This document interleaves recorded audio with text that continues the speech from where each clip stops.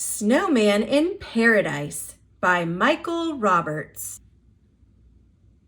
'Twas the week after Christmas, and all through the streets the snowplows were churning, the ice was in sheets, and out on the sidewalks where winds were a-freezin' stood mountains of trash bags with old Christmas trees in. The city was silent, quite ghostly and white. No parties, no holly, not one festive light. The townsfolk had left with their friends and relations, off to the beach for their winter vacations. They rushed to the airport with bulging valises, packed with resort wear that wouldn't show creases. And no one looked back at the star of our tale, a frostbitten snowman, exceedingly pale. He stood on the corner of Hudson and First, and sighed in the spot where the mud was the worst. Oh, why can't I travel, do things that I oughta, instead of becoming a puddle of water? Now, often you wish, and what happens? A zero. But luck was at hand for our quick frozen hero. Down from its nest on a rooftop came calling a magical bluebird who said, "It's appalling! Please cease all this terrible moaning and sorrow. I'm granting your wish, and you're leaving tomorrow. My magic will see you don't melt in the sun. Just mind you return for some Christmas time fun." The following day, though the ice was like glass, the snowman was off, flying high in first class. He put on his headphones, looked down at the coast, and dined on smoked salmon with pieces of toast. He watched a short movie and had a long doze, while dreaming of feeling warm sand on his toes. "Fasten your seatbelts," a voice then commanded, and all of a sudden the snowman had landed. The first things he saw were the coconut trees, swaying on sands near the bluest of seas, as glittering fish swam through bright coral caves, and seahorses pranced on the crests of the waves. The people who lived on this paradise isle looked friendly indeed as they flashed him a smile. They gave him a hut with a bathroom and bed, and made him a garland to put round his head. The snowman's routine, or his everyday thing, was to wake, take a shower, have breakfast, and sing. He'd swing through the jungle, find berries to munch, and study the insects right up until lunch. From winter to spring, it was hot as a fire.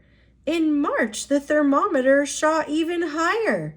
In April, the snowman stayed under the trees and painted his neighbors, all busy as bees.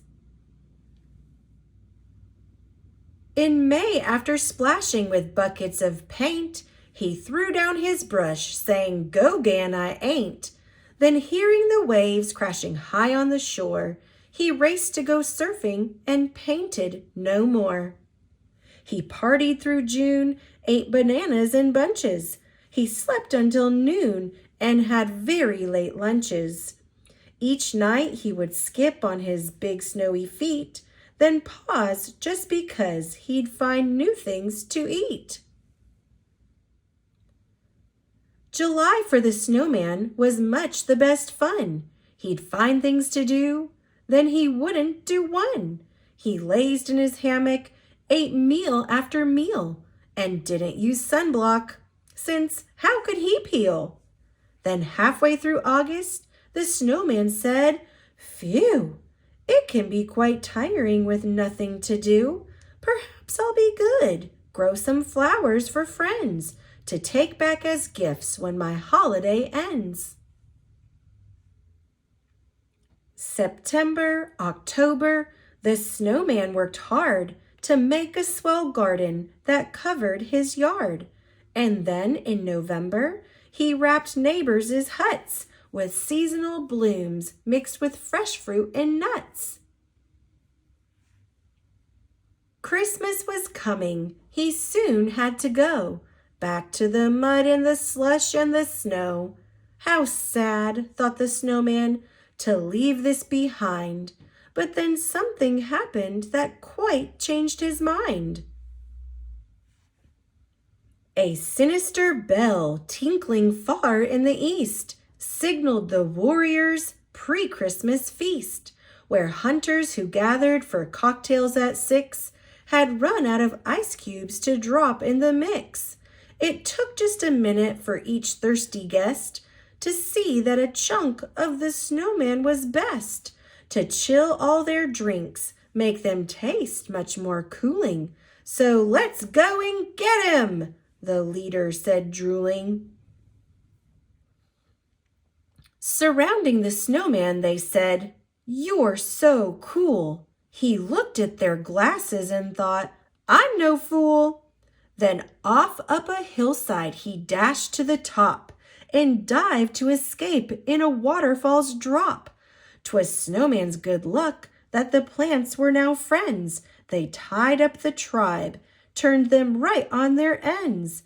Then running off fast, he packed up in a trice and flew back to town where they didn't need ice.